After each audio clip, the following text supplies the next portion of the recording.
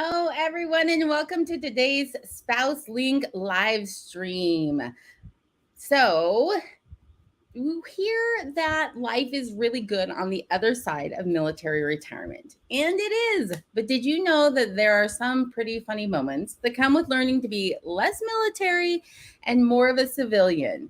My guest today, Franchette Dyer from Vet.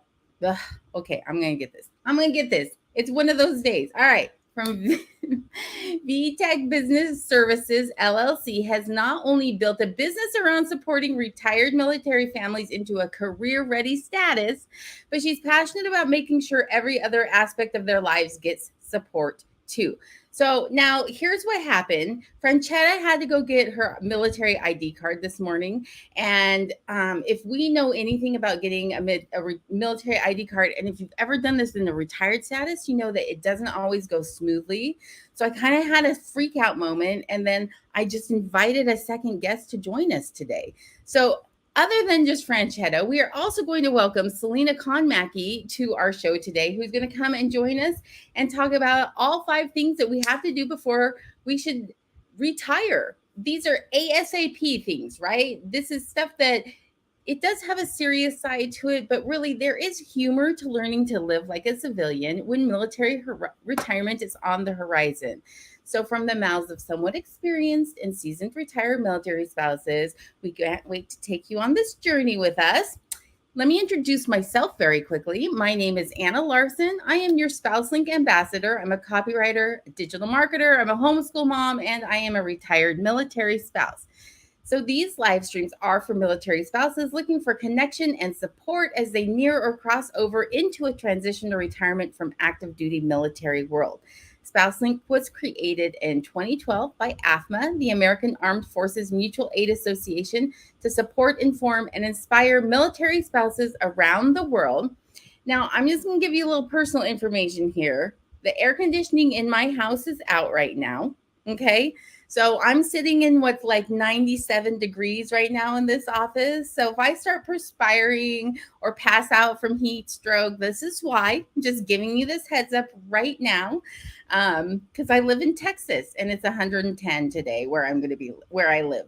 So anyway, that's just a little warning. So if I start doing this a lot, it's unintentional, but I'm there. Okay. Let's get started. Let's dive into today's topic. I am excited to have you here. Of course, please leave comments, join the conversation. I want to hear what you have to say. We all want to hear what you have to say. We'd love to hear your funny moments of turning life from military into civilian. And with that, I'm going to bring up what I'm going to do is I'm going to share our bios of our guests. All right, Franchette Dyer is a military spouse. She is the founder of Vetech. I should have asked her how to say this. I'm not sure if it's Vetech or Vetech.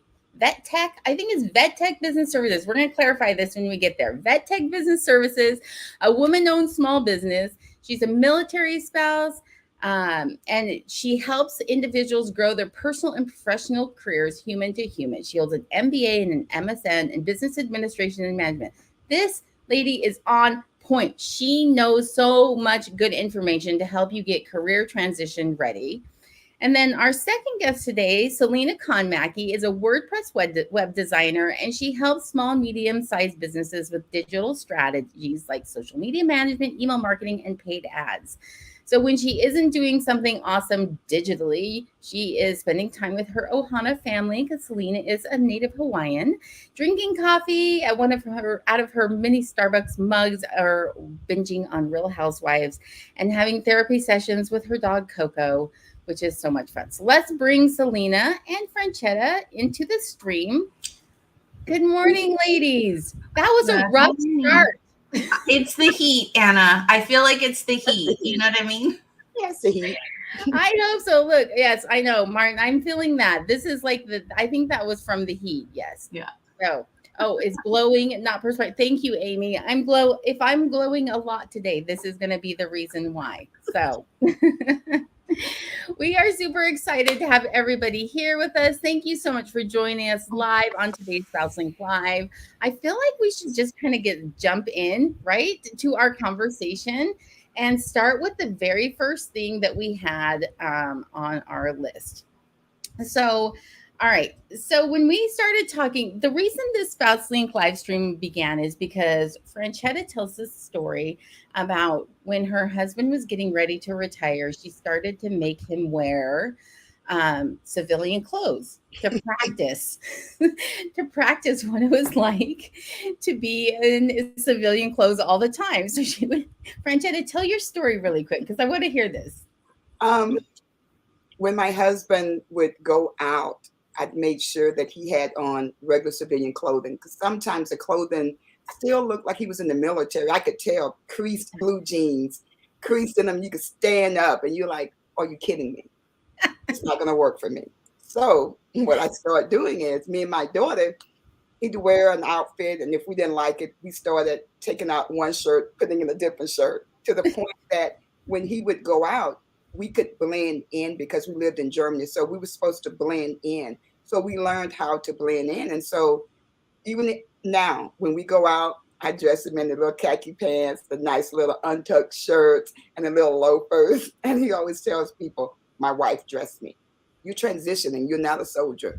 You are, but with me, you keep. You're not, whoever you want to be in the military. So I think it's important, on the funny side, it's important for us to be able to change as a family as well as a service member, but it's also important for your life, especially during the time when we were doing it. It was 9/11 had happened in here in the United States. And so we were in Germany and things were high. So it was very important to be able to blend in. So yes, it's funny, because you want everyone to wear the khakis, not just the regular blue jeans with the Wranglers on the back, that we can say, oh, American, because we would sit on a bench, me and my husband, and say, American, Master Sergeant, Colonel. We knew them by how they dress. So we then go up and like, well, how you doing? Oh, yeah, I'm Colonel such and such. I'd be like, bang, I got to start, so stuff. It was funny, but we also had to be the point. We couldn't wear, I'm an American, I kick butt t-shirt in a foreign country doing 9/11. That wasn't respectful. And that wasn't keeping you or anyone there safe. So yeah, that's kind of how things turned around for us, changing and transitioning and getting ready to retire. Man, I mean, if civilians just knew the little things that we do in our home, or just the little games that we play, like you said, like American, you know what I mean? Like, I just love that you could tell just based on what they're wearing, the rank that they wear, right? Yeah. So Yeah. yes, Amy says, my husband's transitioning now. I'm enjoying having him ask me for advice and guidance. I'm assuming that means in what he's wearing, Amy, because that is our number one topic. Number one thing you should start doing ASAP. Start practicing what it's like to wear civilian clothes all the time. And like Franchetta said, there is a difference between those starched creased blue jeans and that polo shirt that advertises whatever, military unit you used to be in. Big red, the red one with the one in the middle that they all love and first come. Right? It's kind of funny because you think about it, you're like, do you know how to wear anything but camo? Because these military service members go dressed in the exact same outfit every day. They don't have to think about it. Right. And sometimes their nice wear is the dress blues. So they don't know how to dress nice out of dress blue sometimes. There are some that probably do know, but clearly I've said that because my husband is like, I'm like, what are you wearing? Turn around and go back upstairs. It's like having a teenager, right? Yes, yes. We're going on a date. Yes. I know they're grown men, and I'm not trying to diminish that, but women, I'm going to throw the women in there too, right? Yeah. You got to throw the women in there too, because they are just as institutionalized to wear that uniform. They have the creased white little t-shirt, and it's into their skirt, and you're like, you're Colonel. No, you did that, So they that's true. I I watched this very funny video the other day that when I was kind of doing some research on this, just trying to find some funny like things. And it was a service member was trying to tie a tie and hadn't had to tie a tie for a really long time because they'd worn their dress blues, which is a little clip bow tie, right? That little clip on is what they would use. Yeah, whatever works. So his wife was reteaching him how to do a double knot. Like, listen, I don't even know, right? Because I don't even do. We barely wear it. We're in Texas. We don't wear bow ties, or we don't wear ties. We wear bow ties. We should. I think it's so classy. You know what I mean? You should put some on, like have a little shirt and have them on in different colors. Right. Take pictures. So I know we're joking about this, but let's kind of talk about the serious side of this, right? Like there's an identity that goes along with being a service member, and it is reflected in what they wear. Mm-hmm. So when that transition time happens, what's happening, right? Like when they have to take off that uniform, I think it really affects their ability to say, this is who I am. This is what I stand for. This is my job. This is because they've spent however many years, whether it be 4 years in or 25 years in, doing that same thing every single day. All right. So tell me what you've experienced. You just go ahead and shout it out. Like in terms of watching your spouse go through that identity change as they learn to put on civilian clothes. Selena, why don't you start?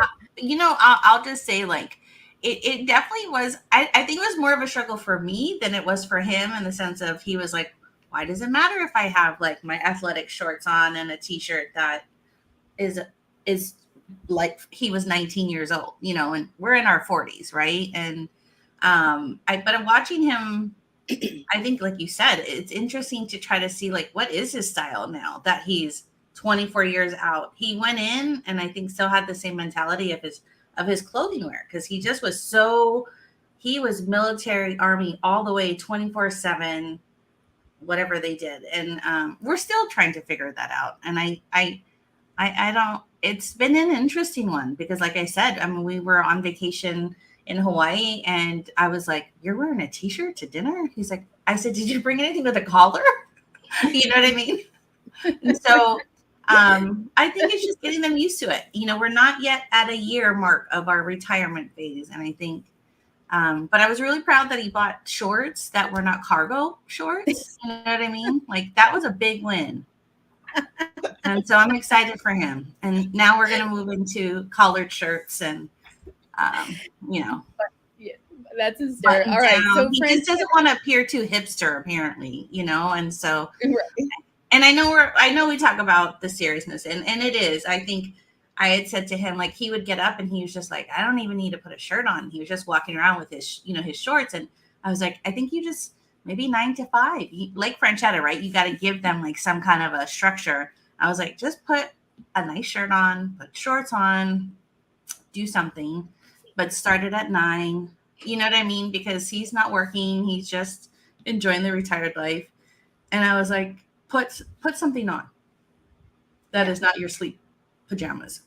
Yeah. And I think that definitely helped him a little bit, and because he had to give himself his own structure. Right. So. Yeah. So Franchette, your spouse has been out longer. About 11 or 12 years. 11, 12 years. Like, how have you seen this change over the last 11, 12 years from start to finish? Because Selena's talking about being out less than a year right now. Yeah. Well, my husband is a preppy dresser, but again, as he went through, he had casual clothes. It just wasn't casual clothes for me. Yeah. And so we had to match up, meaning I needed to make sure he knew his identity after he got out of the military. So the dress code started to change a little bit. Like for his birthday, I would buy certain types of shorts, certain types of slacks, certain types of jeans that I like to see him in. Because at the end of the day, yes, he's always going to be a soldier. You can't take that from them. Yeah. But that dress code, you can. You can assist them. You can upgrade them to the point that his wardrobe was good, but to me, I knew that he could add some more pieces to it. I'm not going to say better, but he could add some more pieces to the wardrobe. And so I wanted to make sure that he was comfortable as well, because he was going from being a service member to being a regular civilian in working. And that's two different things. Your shoes are different, your attire is different. So he had his button downs, and all of those things. And so we were good, but I wanted to change up a little bit, not just long sleeves, but I had to find certain brands that really appeal to him, because military, as you know, nothing is hanging out on them. Their shirts are not hanging out. It's not going to be hanging out. The belt's going to be probably too tight to make sure it's stiff. And I'm like, what are you doing? Your waist is this big and you got the belt so tight. Look like you're starving yourself. And I know that you're not. So we changed that up some. And so I just started buying shirts that, like, again, I'm not pushing untuck it, but untucked shirts were the best thing for him, because he was like, oh, I like the way this feel. I was like, touchdown. Let's continue on Father's Day. Some untuck and some shorts and some pants. Anniversary, untuck, some shorts, some shirts and some pants. Get a few socks, different shoes. So I had to learn how to work with him. And so that was easy to do. It was, the cargo pants. He does have some camouflage cargo pants that he likes to wear. I don't know why. We're not fighting a war. We're not trying to dodge anybody, but okay. Better do him. Pockets, Franchetta. You never know what you need to stash in all those pockets. No, I'm going to come in here.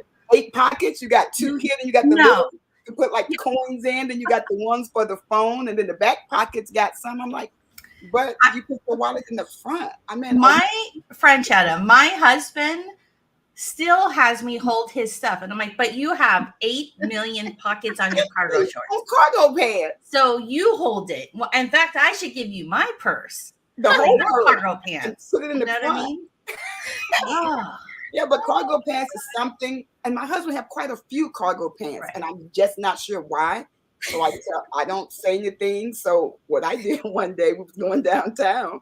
I put on his army jacket because it was cold. So I put his army jacket on, I rolled it up. I put my army boots on. Mine's a little bit better looking. And I walked downtown. I wanted to see how it felt to be him. And they was like, thank you for your service. And he's like, he has not served. I said, I'm a military spouse. You serve, I serve. But that jacket on, I was like, you see how I can change it up? The funny thing about that is, it's so creased that I can undo it and it's still creased. His pants still stand up. I'm just trying to figure out why they're standing. They're not going anywhere right now. Oh my goodness. So yeah. Do you not have 50 bottles of like spray on starch in your like laundry room, or is that just me? Let me see, 1, 2, 3, 4, 6. And I can bring them all right now. I can leave and bring you all 6 that he still do with his shirts. Why your shirts have to be so dangerous, like a weapon? You create dangerous like a weapon. Like a weapon. I'm like, okay, have a good day. I have to throw Heidi's comment up there because how many grew? Now we all have male spouses here, so how many grew a massive, horrific beard? I mean, I'm just raising my hand right now. No, because that. It's something I don't know, but he did not. Wow. And he kept it nice and trim. Yeah. And this is a personal thing. Okay. When he does grow it out, it looks really good. And it looks like a little gray. But because he's from New Orleans, his mustache at the top stays blonde with highlight. And then it turns back a normal color. And I'm sitting here dyeing my color like gray. And I like and he gets it naturally. I'm like, what is going on? So he didn't. He takes it.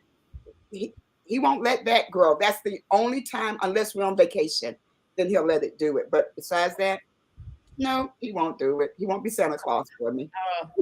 I'm just gonna say, I think you're like I like my spouse in a beard as well. He looks he has one right now, right? But when it got shaggy, and I was like, what are you trying? Tell me what you're trying to achieve here. Is it the mountain man feeling? Is it just he's like, I just shaved for so many years? Yes. I'm like, you understand, as a woman, I've done that, Mike, since I was 13. It's the exact same thing. But we're not talking about me. We're talking about them, right? Yes, right. All right.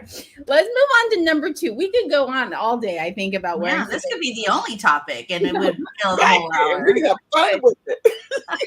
But our second thing that you need to start doing ASAP before retirement transition, head to the sleep lab and start dreaming big. Okay, so what do we mean by this? Head to the sleep lab and start dreaming big. So the serious side of this, I'm going to start with the serious side and then we can move in. But the serious side of this is that our service members are conditioned to be on the move and always at the whims of the military, and they have a hard time looking forward past what that next PCS move was going to be or that next promotion was going to be, and all of the things that are now going to be available to them since they are no longer active duty military service members.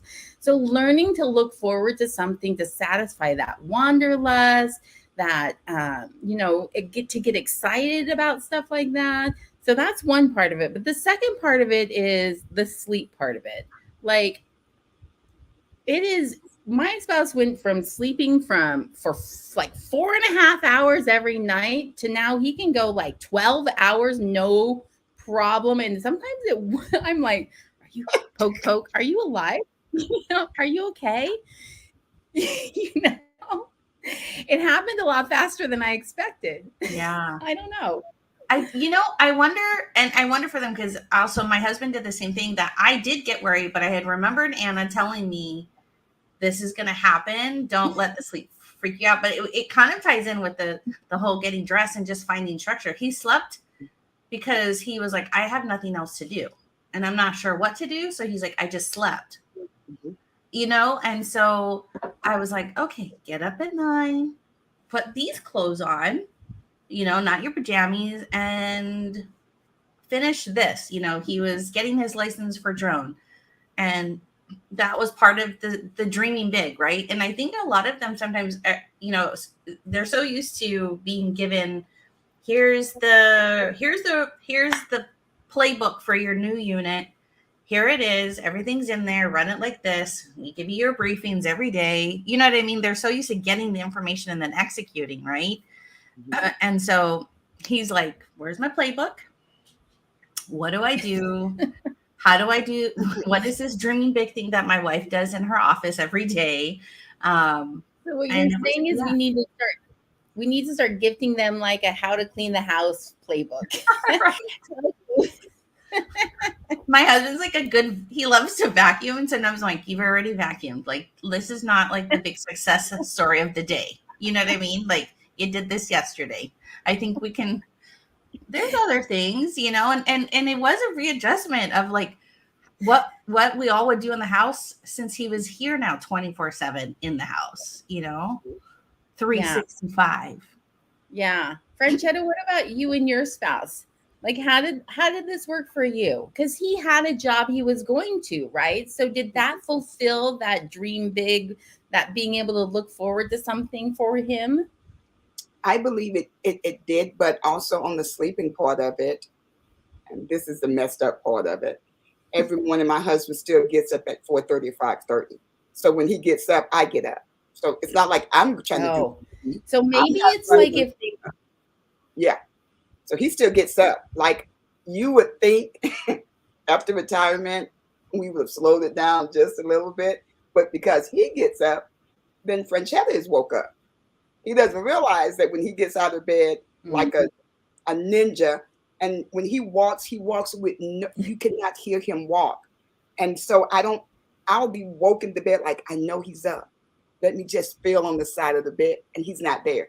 He has gotten up, gotten dressed, and walked out the bedroom door.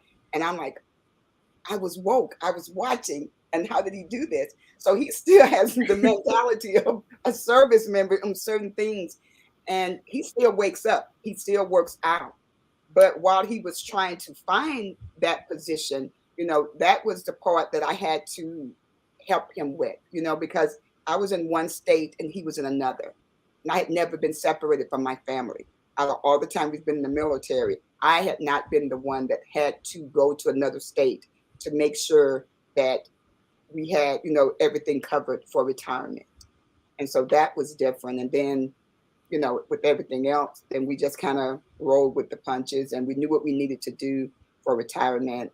And so things just fell into place for us. But yeah, the sleeping, I had to listen for his sleeping. He didn't know he had sleep apnea until I told him, because he wasn't breathing. He wasn't breathing in the military. And when he got out, he still wasn't breathing. I was like, I think something's wrong, because I'm sitting here holding my hand on your chest and I could wake up. After I had my daughter, I could wake up off of anything. I was like, he's not breathing. So those things like that too, transitioning and trying to understand, the dream job, what is your big dream? But it's some other things before he could get to his big dream that needed to be put into place. And that was his sleep apnea. Just little things that when you are transitioning and getting out and getting ready to retire, it's other little things you need to have in place.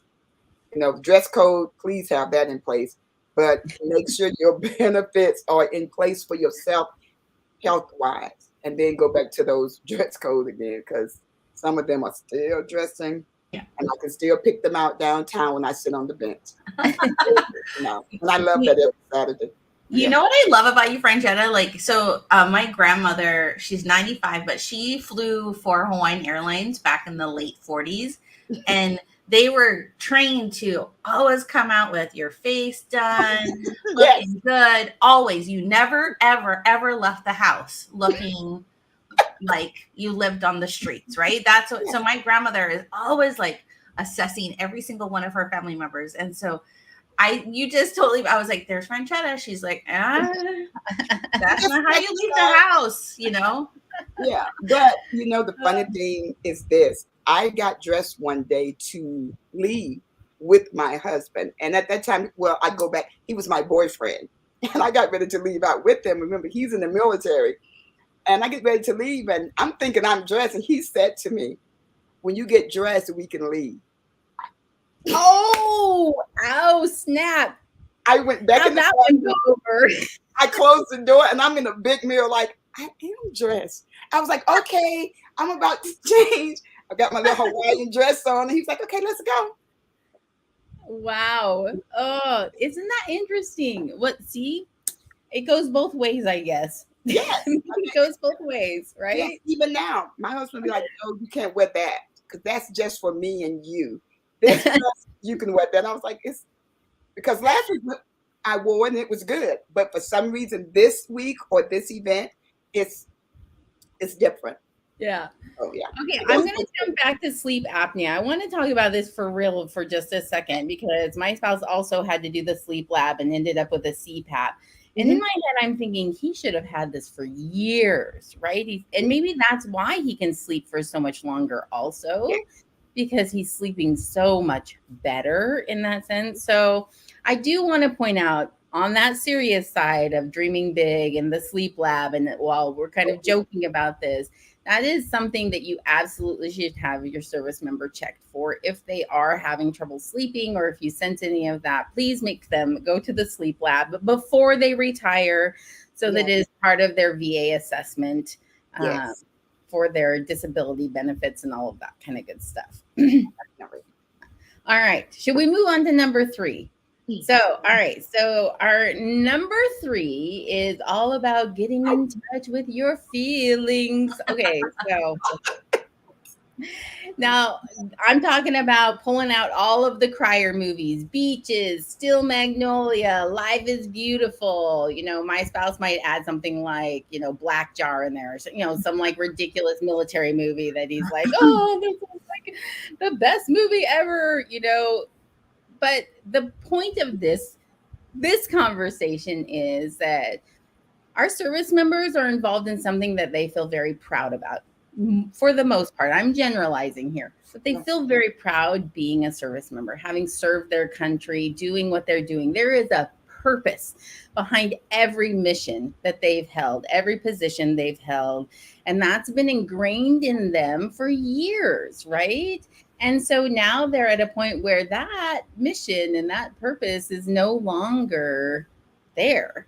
It's no longer they're not as big of a part of it. So they have to find something else, a worthy cause that helps kind of replace that feeling that they get when they join the military.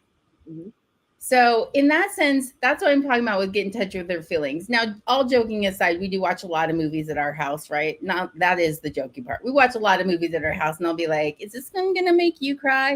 Is this one gonna get you like excited?" You know, here in Texas, we joke about like, "Ooh, getting a big fight on the internet about whether you love Dodge trucks or Ford trucks," right? Like, "Ooh, that's something they can get really passionate about around here." It's like, which truck do you drive?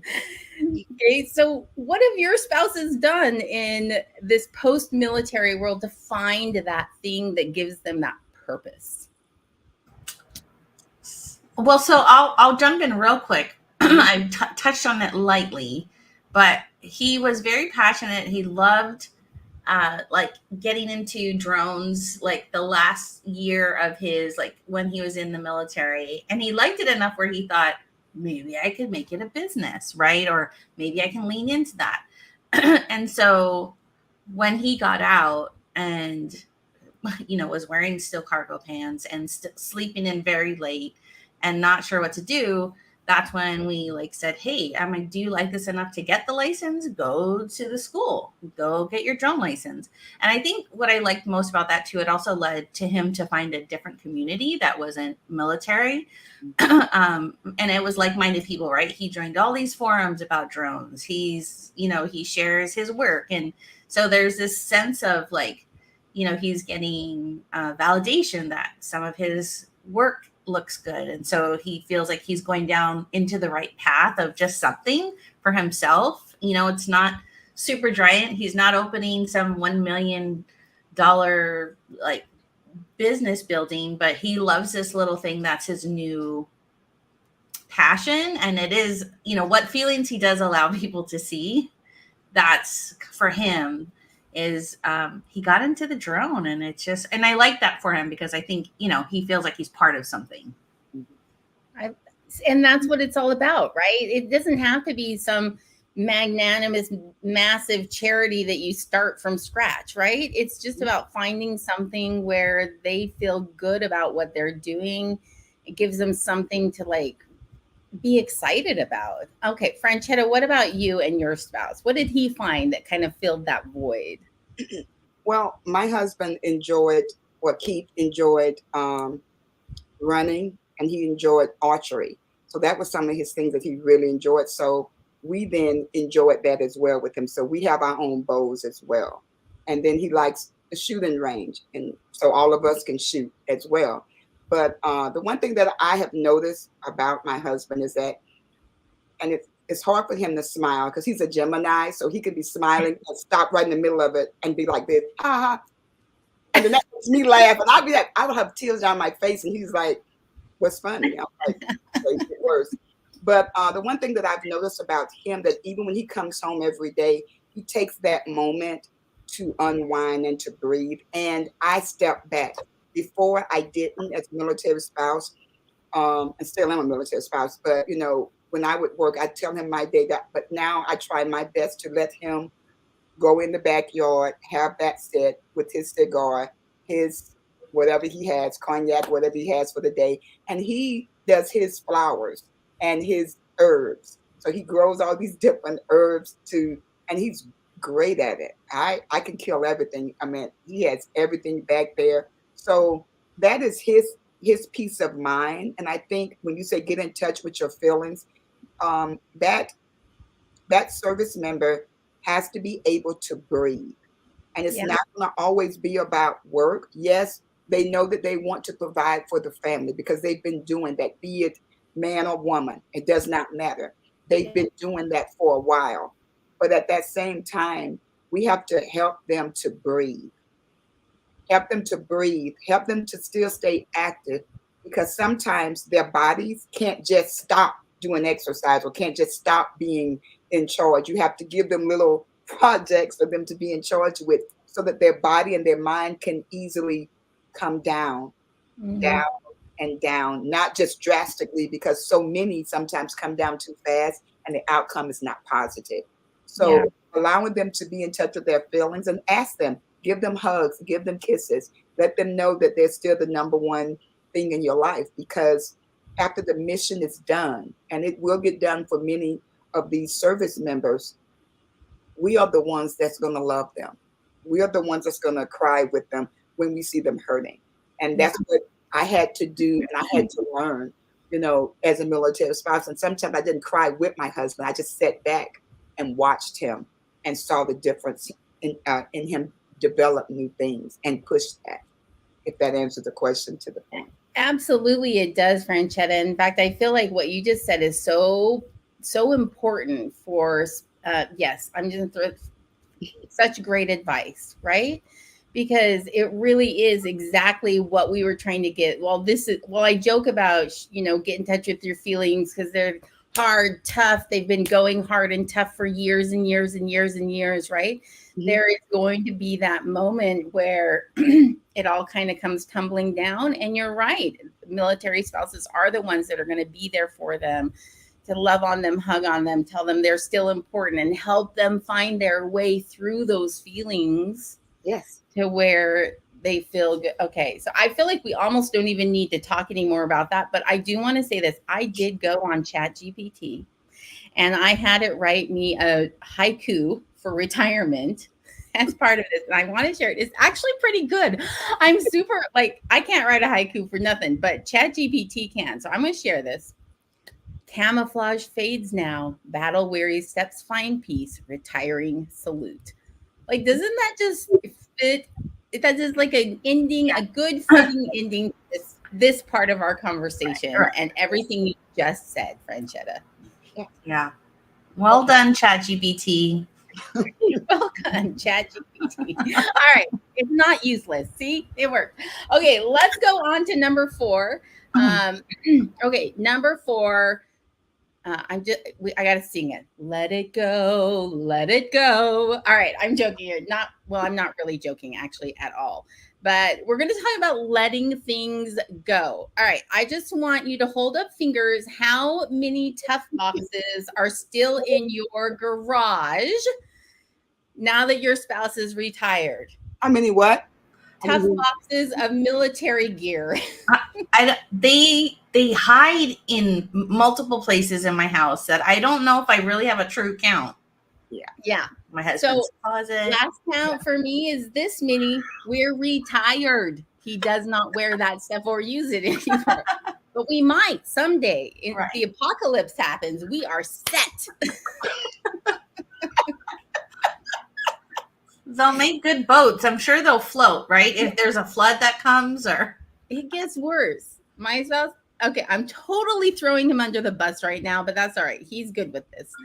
He actually went and gathered up stuff that a different service member was throwing away. It was in their trash pile, and he went through it to make sure there was nothing usable that he could use and brought it home with him. Oh, Mr. Larson. That's how much he loves his military gear. All right. Before we get too far into this conversation, I want to just share with you all the things that you can do with a uniform. You do not need to keep them. You can make them into a pillow, a bag, a wine holder, a book cover, an apron. I think Selena even made an apron. Selena. No, yeah. I mean, look, my neighbor at Fort Polk, now I forgot, it's Fort Johnson, I think now it's called. She actually made a bunch of aprons out of my husband's old camo, whatever you call them, and we gave him as gifts. So when Anna mentioned this, I was like, I've done that. I have done that. Look, binky pacifiers, if you're starting a new journey with a small child. I mean, there's clearly no lack of things that you can do with uniform parts, pieces of military gear. I'm going to encourage you to let these things go. Okay. Right? So what is this really about, right? The serious side of this. This is going back to that change in identity and community that comes with retirement, where you have to incorporate a way to be able to say goodbye to those things that have been part of your life for so long, right? Mm-hmm. And tough boxes, we're still working on it. We're just over 2 years for us, right? So we're still working on being able to let go of the things. It's getting easier every day. I will say, every time he has to go out and clean the garage, he's like, gosh, I have a lot of military stuff.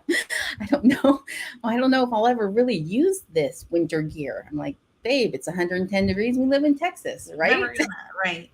No, I feel like my husband's tough boxes is equivalent to like when I left my job in Hawaii and I had a box of all of my import paperwork and my plant and my frame of a picture of my daughter, like because everything was stationary in one place. I just had the one. It didn't come with a tent or winter. I mean, my mother-in-law, that's funny. You said my mother-in-law was up in her attic. She's like, Paul, I found your winter stuff. Like, do you need this? I mean, it's not even just my own house, but even at his parents' house, he still has stuff everywhere.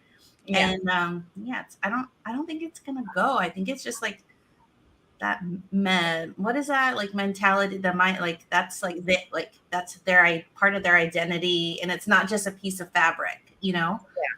Yep. I want to know, Franchetta, I mean, 10 to 12 years out, right? Yes. You still have tough boxes of gear in your garage or your house. I mean, or wherever. Does he have a closet of military paraphernalia? I don't know. He has a closet. He has a closet, but I've taken like some of them and made them my own, and I rock them my way. And so when I rock them my way, he's like, yeah, come on. I'm like, okay. I'm rocking the jacket. I put some boots on with a skirt. So I make it where I want him to know that, even though we're joking, the part of it is those uniforms didn't make you. You the one that made the uniform.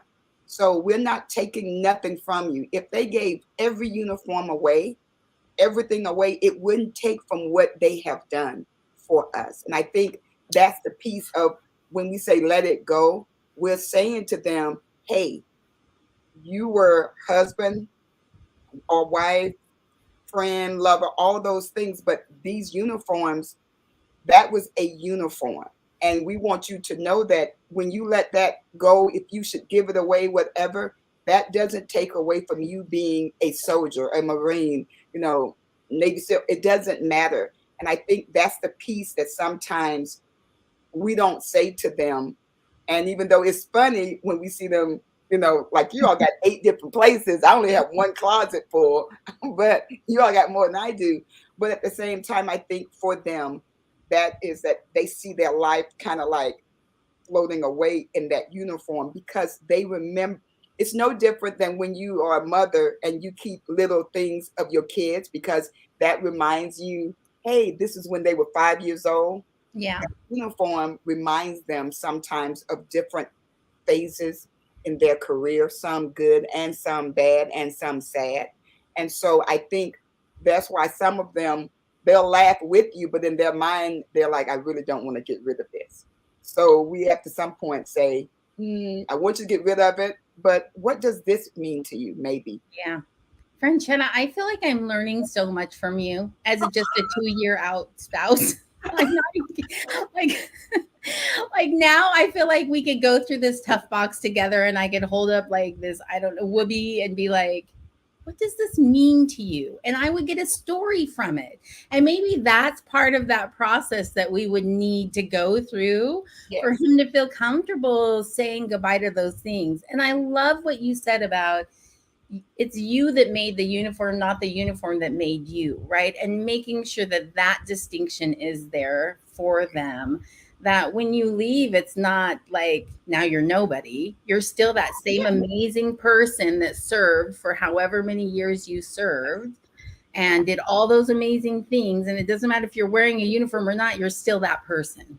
Yeah. I think that gets lost in translation a lot of times. Yes. I mean, if you look at all of us, all of us here on live and people watching or whatever, we are able to do this because of service members that are out of the military as well as still in the military. And we still think that they're special. You two still think that your husbands are the bomb. You still think that way. 10 out of 10. I'm giving him 10 out of 10. Yeah, I mean, 6 out of the days, yes. So, I give them up to Friday because after that I'm off.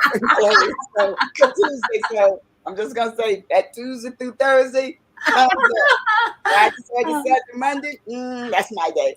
But so I do think, sometimes for me, I look at his uniform. I know what he's been through. I can feel the days when he wasn't there for my daughter because he was doing something. So it even makes me cry. So I do think going through 4 or 5 brown t-shirts and you got 30 of them, okay, 5 of them, all of them can't mean something. Yeah. Some of them just back up, but some of them might mean something to you and to your husband. So you got to kind of look at these things and say, what do they really mean? Why are you really keeping them? And you'll be surprised. Some of them will be like, well, that's when specialist such and such threw up. Yeah. And he was drunk the night before, and I knew when I made him run. That's why I kept that t-shirt. Yeah. But it'll be funny things that you may make into a wash rag. Maybe like, well, I'm gonna wash the dishes with them because this is what this means, Having that conversation and letting it go, it also allows you to let go. You have to let go with him, even though it's retirement and it's about the soldier. It's also about that spouse, because you need to be there with him when he is retiring, because you need to know the do's and don'ts and what you have and what you do not have when it comes to retirement. Because there's too many service members getting out and they're homeless with family. Yeah. They didn't do some things right. So just think about, that's just something to think about. No, you know what? I think I'm so glad I did come here today. As an Oscar seat filler for the actually primary star here, Franchetta, because I think I never thought about it like that. You know what I mean? In that sense of like really stepping back and kind of giving my spouse that space for his things, like, all over is, even though he doesn't talk about it much, there is an attachment like that. And I need to be more mindful and listen to the stories, like you said, and kind of go with that process with him. And I'm glad you said that, Franchetta. Like, no, it's not something I was saying let it go for other reasons, but honestly, there's more to it than that, right? There is. This is what I'm saying. I feel like I just learned something really, like I want to walk out and I want to be like, let's pull something out of this box and tell me about it. Yeah. And if it has no meaning, why do we still have it? Right. Right. Like does it belong to a set? Is that what, is there a set that you're waiting to reconnect somewhere in another tough box, right? Is there another cargo pair of pants that we don't know about that you cut into shorts? That's really the long version of the pants you had on. Well, you know what's funny though? I will say our across the street neighbor is retiring, and he did come over and ask, "Do you have an extra?" And John's like, "Yes, I do." So he gave it to him so he could turn it in. Yeah. And you know what? It worked out. You're like a pawn shop. I love this. Yes. If anybody needs some gear, come on over to our house. Exactly. Find it. And they'll feel proud about helping another service member. Yes. There's a purpose that just was given to him. Yes, exactly. Okay. We're going to move on to our last one because we're already almost at an hour. I know this has been such a delightful conversation though. I mean, I love it. But moving on to the very last one before we have to say goodbye. Practice being retired. Okay, what does this mean? Right. So, if when you get ready to retire and you have a spouse, and then it's not like an extended holiday. Some of you are going to go back to work. Mm-hmm. Some of you are going to be sitting in front of a computer all day long. Some of you are just going to be wandering your house aimlessly with your spouse staring at you going, what are you doing with your life? What are you doing with your world? Right? That kind of a thing. But you have to practice. And the serious side of this is like when life goes from being gone all day and having a specific job, or a year's deployment, right? Where you are gone for an entire year, you get used to these norms of living like that. Mm-hmm.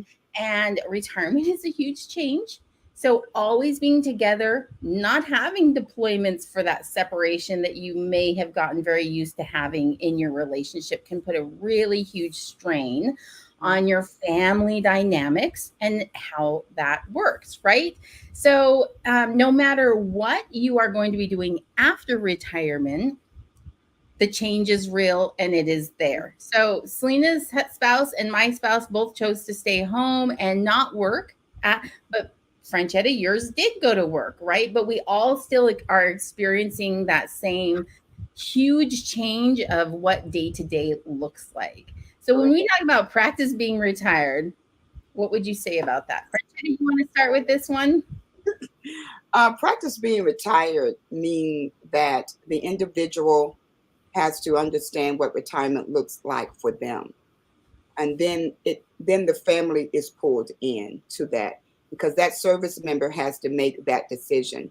When we moved to South Carolina, my husband dropped his retirement papers. I didn't know anything about it until the Department of the Army, or the individuals who handled the retirement paperwork, called me while I was in the middle of getting ready to take a test um, for my second master's, literally. And I was like, hello. And they was like, do you know that Sergeant Dyer is about to retire? I'm looking at the phone like, do you know that you're catching me at the wrong time? And I had a couple of phone calls because they did not want him to retire. They literally, and I was like, is this normal? Because I'm not understanding why they're asking me this. And the reason why I say that is, I'll tell this quick story. When I was in Germany, I was very new at the military because I didn't know anything about the military. Even though my husband was in there at the time, he didn't tell me those things. So I'm sitting there and I had this guy who was ETSing out, which means they're just getting out the military. They're not retiring. He had 19 years and 6 months in, and he was ETSing. And at that time, they weren't doing the 15-year retirement and all of that at that particular time. And so I went upstairs and I was like, Keith, I got a guy, 16 years, 6 months, getting ready to ETS. He was like, no, he's retiring. I said, no, he's ETSing.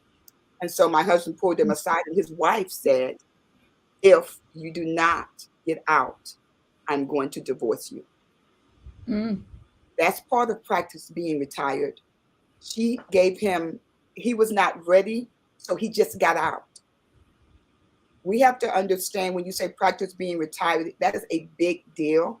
I'm going to do the serious side of it. And the serious side is this: that service member don't need the pressure of you making them retire when they're not ready to retire. Because when you do that, then it affects the family dynamic. Then that's where the arguments come at, because when you have an argument, you're going to hear it. So let me just say, they're going to remind you, well, you made me retire when I wasn't ready to retire. You will hear it. You may not like it, but I'm telling you the truth, because I've been through it with too many spouses, and I've heard it for myself, and it's nothing that can be said. So when you are practicing and being ready for retirement, that service member has to make that decision, and then you bring the family to let them know, hey, during this last duty station, this is going to be it. Because guess what? Everybody is going to be practicing being retired, including the spouse, the dependents. Guess what? You're not as important as you used to be. You're not the mission anymore. So everybody's going to have to push that service member to remind them. And so for that reason, when my husband did retire, he told me, he said, I'll make Sergeant Major. And I was like, excuse me? He said, oh, I will make Sergeant Major, because he's made his promotion in the second zone first time looked at. God's been really good to him. And he said, oh, I'll make it. And then I'll go, I'll graduate, and then they'll deploy me from my family. He said, I'm not going away from my family. So he made that decision to retire. And he was ready. I never came into and say, hey, it's time to retire. No, he told us he was ready to retire. When he dropped his paperwork, he was ready. He walked in one day and he said, when I'm ready, you will know. One day he dropped it. I didn't know. So he came home. I dropped my retirement paperwork. So that's what I'm saying about practicing being retired. It's the whole family and the military spouse. You may not like it, but you have to be ready to retire with them. And some of the things that they go through, being deployed and everything, it is for your family, so that they can try to set it up where when they do retire, that they're there. And I know that's a hard thing when you don't see your husband for years and years, especially when you're dealing with spouses from Fort Hood. And I know the new name, but I'm going to go with Fort Hood. I know how they did their service members, because I had to assist with making sure they go in and out consistently. So it is a big thing for us. It was big, but I had to make sure that my husband was set up. I had to make sure that I was setting some groundwork for him. And it's different for me than it is for Selena and Anna. It's because I knew my husband wanted to work, and because I did resumes and because I did certain things, I had him prepared for retirement, but I also had his resume done 10 years out. I prepped him. He knew what to do. So we wasn't walking into the civilian world blindfolded. I had him prepped. for retirement, also going into another career path, if that makes sense. I feel like so much of what you're saying, Franchetta, is really about just making sure the lines of communication are open and that Yes. you're talking about this. Because if you're getting to that point where retirement is on the horizon, you Yes. should already be talking about what they're thinking. How are you Yes. feeling? They might say, no, I'm not ready to get out. I want to do another 10 years, or I want to make this rank, or I want to do this, or I want to go through this last deployment first, or, whatever that conversation might be. But you have to be having the conversation. Yes. And I know, at least in my relationship, I had to be the one that started those conversations, or we weren't having them. Yes. It just was like, we're just going to follow behind and do what the Army tells us to do in our case, right? So if I didn't bring it up, it didn't happen. Yes. But So, too, I think that's that important thing. But you also have to make sure that you two are on the same sheet of music. I guess because a lot of people didn't talk. A lot of the spouses and their service members didn't talk. So when they retired, they didn't know how to be a couple of being retired. You have to know that your kids are not going to stay there forever if you have kids or don't have children, and you all have to be friends. You have to be communicating. So when you retire, it's you all still love each other. I'm just going to say it because a lot of them might get upset. Your husband been there for 30 years and he's been deployed, but you don't even know each other. Go and practice being retired. Also practice knowing each other, understanding each other, and communicating. Because if you don't, you practice being retired and you'll be retired by yourself. Military spouses, you will be retired divorced. You will be retired separated. This is the serious side of it. I'm not telling you something that I've heard in a book. I've been, retired for like almost 12 years, and I've seen the couples come in for 30 years, retire, and the next thing you know, they don't know each other, so they go their separate ways. You know what, Franchetta, I've seen some stories like that too, and it's like, wow, they made it all the way to retirement, and then they divorce. You know what I mean? And it's sad for me because I think they've been through so much together to get to that point, right? And So the practice being retired is exactly what Franchetta is talking about. Practice before you get out. Practice getting to knowing each other again. Going out on dates. Talk about politics. Talk about, family structure. You know what my family did? We lived together for 8 months in a travel trailer. That's 310 feet and 4 people and 2 dogs. Nope. That was one of our big dreams for retirement, though. We're like, we're going to travel in a travel trailer. Yeah, that dream went to the wayside really fast. That's what practicing being retired looks like for us. I was like, this is not happening. I love being in our travel trailer is great for short trips, about 2 weeks long. It is not going to be our lifestyle though. But that was our big plan, which is funny, right? Because when we did it, I was like, whoa, we did not think this one through very well. I was like, anyway. So, all right. I would love to continue having this conversation, but unfortunately we are at an entire hour. I think this might be the longest Spousing live stream I've done.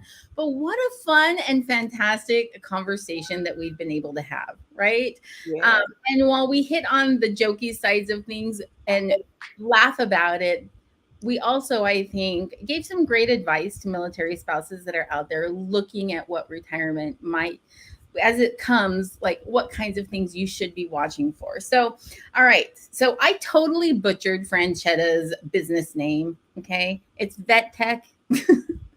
And I know this, which is I've known Franchetta for years. And so the fact that it's the heat. It's totally the heat. Glowing that's happening. I'm just blaming it on that. Okay. So let me throw these how to find my guests. So listen, Franchetta works with resumes and doing that transition support and finding a job and federal jobs and all sorts of jobs. And Selena is digital marketing. And if you're starting your own business, if you need a website, those kinds of things, these are the 2 people I'm going to send you to right here. Right. But in order to connect with Franchetta, she is hot and heavy on LinkedIn. She's got a business website. And then you can also find her on Instagram. Franchette, which do you prefer people jump on to look for you? And there's her hottie husband, by the way. You just embarrassed me. So, hothusband.com. Oh, no. LinkedIn.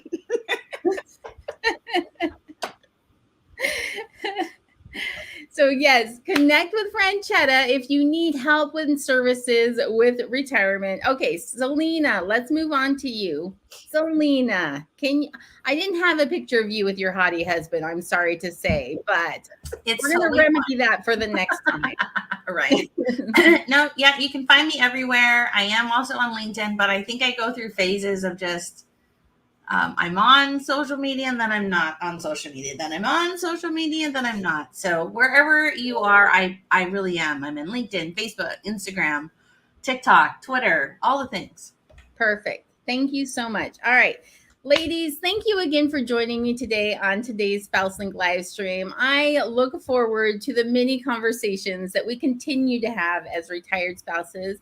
And if you, my guests, my viewers that are out there, if you are getting ready for this transition, life really is good on the other side. Yes, there are pitfalls and potholes and bumps and bruises, but it really is a wonderful way to finish out a military career. So we look forward to having you join us in the retirement phase of life. And with that, we will say goodbye, and we will see you next time on our next Spouse Link live stream.